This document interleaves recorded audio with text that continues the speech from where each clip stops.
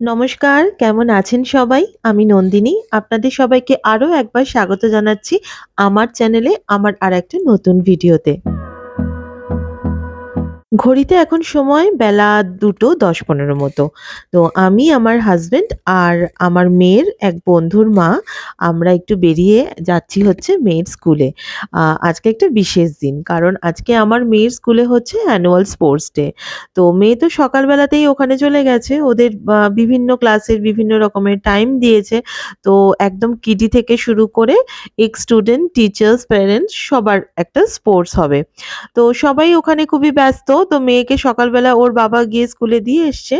আর আমি, আমার আর এই বান্ধবী আমরা আমাদের সংসারের সমস্ত রেসপন্সিবিলিটি গুলোকে মোটামুটি মিটিয়ে এখন যাচ্ছি ওর স্পোর্টস এর ইভেন্টটাকে অ্যাটেন্ড করতে।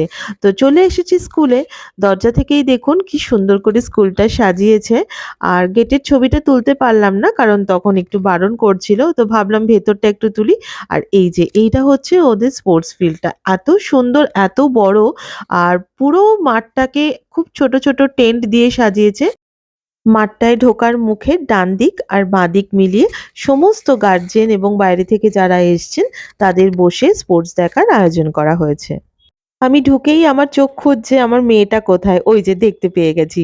ওই যে লাল প্যান্ট আর সাদা জামা, মাথায় লাল টুপি। এই যে বাচ্চাগুলো দাঁড়িয়ে রয়েছে তারই মধ্যে রাই রয়েছে। ও যেটাতে পারফর্ম করছে সেটা হচ্ছে গ্র্যান্ড ফিনালে।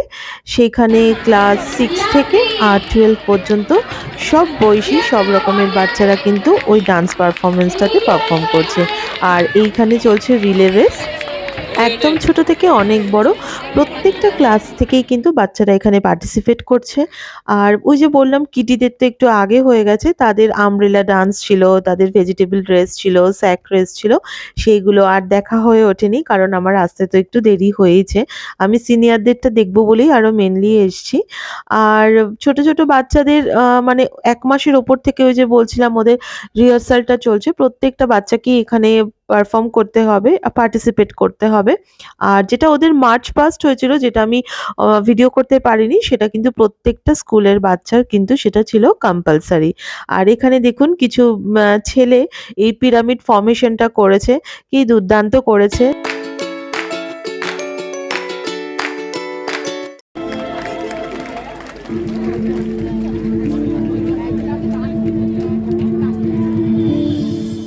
এবার হবে রাইদের ডান্স প্রোগ্রামটা।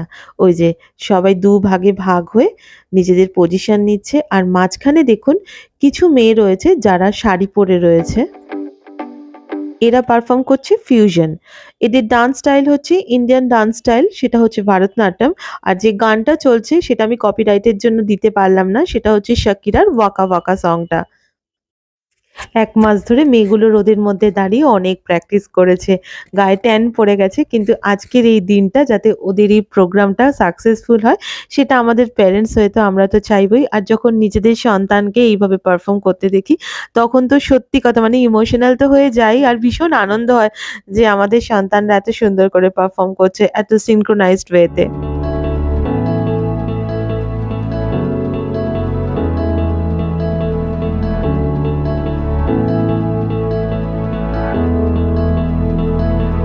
গানগুলোর সাথে ডান্সটা কিন্তু দারুণ হয়েছিল। কিন্তু ওই যে বললাম কপিরাইটের জন্য গানটা আমি দিতে পারছি না, নইলে আপনাদের দেখতে আরো ভালো লাগতো। এরা দুভাগে নাচ করছে। ১ম এ একবার নাচ হবে, তারপরে ফিউশন হবে, আবার নাচ করবে, তারপরে আবার ফিউশন হবে। Without you, I remember myself, my name. Forgot about all you tried to change. Familiar. আর স্কুল কর্তৃপক্ষ এখানে একটা ড্রোনেরও ব্যবস্থা করেছিলেন। অন্যান্য ক্যামেরাম্যানের সাথে এই ড্রোনটাও চলছিল যাতে ওপর থেকে পাখির চোখে কিভাবে প্রোগ্রামটা হয় সেইটা ভালোভাবে ক্যাপচার করা যায়। যেটা স্কুল ওয়েবসাইটে অ্যালবামে গেলে যেখানে দেখতে পাওয়া যাবে তাদের ইভেন্টগুলোর মধ্যে। এটা খুব ভালো প্রচেষ্টা, সাধু প্রচেষ্টা।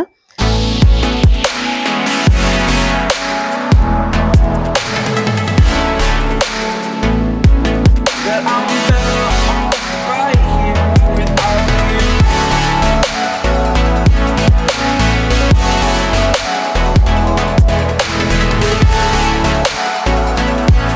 That I'm better off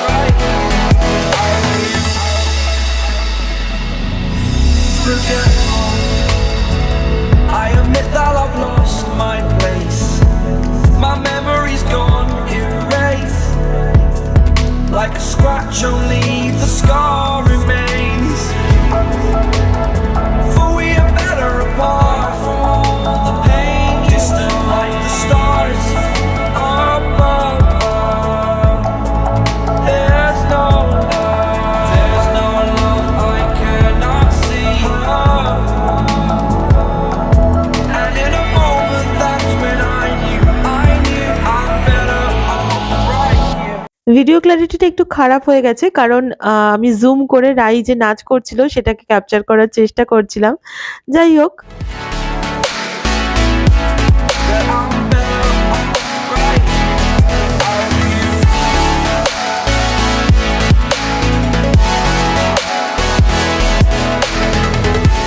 তো রাইদের নাচের পর এবার হচ্ছে টাগ অফ ওয়ার, দড়ি টানাটানি যেটাকে আমরা পাতি বাংলায় বলি। তো প্রত্যেকটা হাউসের বাচ্চারা তাদের নিজেদের হাউসকে ভীষণভাবে চিয়ার আপ করছিল। আর এই যে দেখুন ছেলেদের হচ্ছে এটা, এটা নিয়ে মানে সবাই ভীষণ, ওই দেখুন একজন আবার শুয়েও পড়েছে দড়িটা টানতে টানতে। এটা নিয়ে সব বাচ্চারা ভীষণ excited. Without you, I remember myself, my name. এবারে হবে মেয়েদেরটা। মেয়েদেরটাও কিন্তু দেখতে দারুণ মজা লাগছিল। আর মানে যারা টানছে একদম একদিক দিয়ে টেনেই যাচ্ছে, আর মানে অপোজিট যারা ছিল তারা আপ্রাণ চেষ্টা করে যাচ্ছে কিন্তু কিছুতেই হচ্ছে না। যাই হোক, স্পোর্টস টোর্স কমপ্লিট করে তারপর রাইকে নিয়ে বাড়ি চলে এসেছি। এবারে একটুখানি খাওয়া-দাওয়া করব। আর রাই বাড়িতে এসে সব ডিটেইলস এ বলছিল কখন কি হয়েছে, কি খেতে দিয়েছে না দিয়েছে। খাওয়া-দাওয়া করে তারপরে একটুখানি শুয়ে পড়েছিলাম। তারপরে উঠে চা-টা করেছি। সেগুলো আর ক্যাপচার করা হয়নি। কারণ রাইয়ের সাথে বসে, বসে কথাও বলছিলাম। তো এবারে আমি সরাসরি চলে এসেছি রান্নাঘরে রাতের ডিনারটা প্রিপেয়ার করার জন্য। সকাল থেকেই ঠিক করে রেখেছিলাম যে আজকে একটা কিছু স্পেশাল রেসিপি বানাবো। তো ভাবলাম যখন স্পেশাল একটা রেসিপি বানাচ্ছি তো আপনাদের সাথেও একটু শেয়ার করি। তো আজকে আমি একটু বানাবো হোম স্টাইল চিকেন ভর্তা। তো এটা বানানোর জন্য দেখুন কড়াতে আমি একটু জল দিয়ে দিয়েছি আর তার মধ্যে হচ্ছে তেজপাতা, এলাচ আর লবঙ্গ দিয়ে দিয়েছি। আর যে চিকেনটার ভর্তা বানাবো সেইটা কড়ার মধ্যে দিয়ে ভালো করে চাপা দিয়ে একটু সেদ্ধ হতে দিয়ে দিয়েছি। এবারে আমি নিয়ে নিয়েছি ২ টো পেঁয়াজ আর ২ টো টমেটো। তো পেঁয়াজটাকে এরকম চৌকো করে কেটে নিয়েছি আর টমেটোটাকেও পিস, পিস করে কেটে নিয়েছি। এবারে এটাকে মিক্সির মধ্যে ভালো করে আমি পেস্ট করে নেব। চিকেন ভর্তার জন্য কিন্তু অনেকটা পরিমাণ চিকেন লাগে না। সামান্য চিকেন থাকলেই কিন্তু চিকেন ভর্তা রেডি হয়ে যায়। ধরুন বাড়িতে এমন যদি সময় হয় যে বাড়িতে খুব একটা বেশি চিকেন নেই কিন্তু একটা প্রিপারেশন করতে লাগবে বা রুটি বা পরোটার সাথে যদি খাওয়ার জন্য লাগে, তাহলে কিন্তু এইভাবে ২ পিস চিকেন দিয়েও কিন্তু চিকেন ভর্তা করে নেওয়া যায়। মানে প্রায় ২৫০ গ্রাম চিকেন দিয়েও কিন্তু প্রায় ৪ জনের মতো চিকেন ভর্তা তৈরি করা যায়। মিক্সিতে পেস্টটা করে নিয়েছি। আর এদিকে আমার চিকেনটাও সেদ্ধ হয়ে গেছে। তো আমি তুলে নিলাম একটা বাটিতে। তবে এই চিকেন সেদ্ধ যে স্টকটা এটা আমি ফেলে দেব না। এটা কিন্তু আমার পরে রান্নার জন্য লাগবে। আর এদিকে আমি ২ টো ফর্কের সাহায্যে চিকেনগুলোকে এরকম প্রায় ছিঁড়ে, ছিঁড়ে নিচ্ছি। চিকেন ভর্তাতে তো দেখেছেন গোটা চিকেন তো থাকে না, সেটাকে প্রায় এরকম ছেঁড়া, ছেঁড়া মতো চিকেন থাকে। তো আমার চিকেনটা ছেঁড়া কমপ্লিট। এবারে আমি ভর্তাটা বানিয়ে নেব। কড়ার মধ্যে দিয়ে দিচ্ছি ৩ চামচের মতো তেল। তেলটাকে নেড়েচেড়ে একটু গরম করে নেব। যেই তেলটা গরম হয়ে যাবে তার মধ্যে ওই পেঁয়াজ আর টমেটো বাটাটা ওর মধ্যে দিয়ে দেব। দিয়ে ভালো করে নেড়েচেড়ে কষাতে থাকবো। তারপর এর মধ্যে একে, একে নরমাল যে মসলা পড়ে রান্নাতে সেগুলো দিয়ে দেবো। যেমন হলুদ গুঁড়ো, লঙ্কা গুঁড়ো, জিরে গুঁড়ো, ধনে গুঁড়ো। আমার বাড়িতে ধনে গুঁড়োটা ছিল না তাই জন্য আমি ধনে গুঁড়োটা দিতে পারিনি। শুধু জিরে গুঁড়ো দিয়েছি, আপনারা ধনে গুঁড়ো দিতে পারেন তবে সামান্য। এরপর এর মধ্যে দিয়ে দেবো আদা রসুনের পেস্ট ২ চামচ মতো। ভালোভাবে কষিয়ে নেওয়ার পরে এর মধ্যে অ্যাড করে দেব এই সেদ্ধ করা চিকেনের স্টকটা।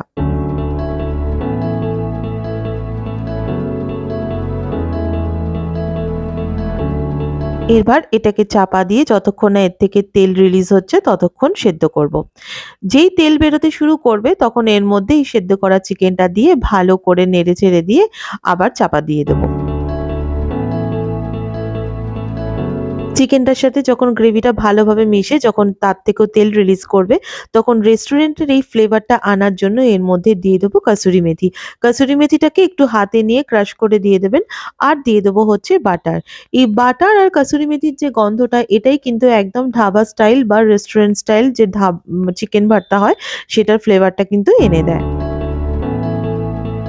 এবারে চাপা দিয়ে খানিকক্ষণ চিকেনটাকে হতে দেবো যতক্ষণ না এর থেকে আরেকটু তেল রিলিজ করে। এবারে একটা মিক্সির বাটির মধ্যে আমি বেশ ৮-১০ টা কাজু বাদাম, খানিকটা চালমগজ আর হচ্ছে একটু লবঙ্গ, একটু দালচিনি আর সামান্য কটা এলাচ একসাথে ভালো করে পেস্ট করে নিয়েছি। এবার সেই পেস্টটা কিন্তু এবার এর মধ্যে মিশিয়ে দেব। চিকেন ভর্তাতে যে একটা খুব রিচ গ্রেভি থাকে সেটা কিন্তু মেইনলি এই কাজু বাদাম বাটা, লবঙ্গ, এলাচ, কাসুরি মেথি বাটারের জন্য। যদি খুব বেশি আপনারা অয়েলি খান তাহলে এর মধ্যে আরেকটু বাটার অ্যাড করতে পারেন। তবে আমি যতটা পেরেছি লেস অয়েলেই তৈরি করেছি। আর আমার চিকেন ভর্তাটা একদম রেডি। নামানোর আগে আমি একটুখানি অ্যাড করছি ফ্রেশ ক্রিম। যদি ফ্রেশ ক্রিম না থাকে বাড়িতে যে দুধের সর থাকে সেটাও দিতে পারেন, একই ব্যাপার। আর ফ্রেশ ক্রিমটা একটুখানি পাতলা হয় কিন্তু যেহেতু একটু ঠান্ডা পড়ে গেছে আর ফ্রিজে ছিল তো সেইজন্য এটা একদম একটু শক্ত মতো হয়ে গেছে। তো আমার চিকেন ভর্তা রেডি।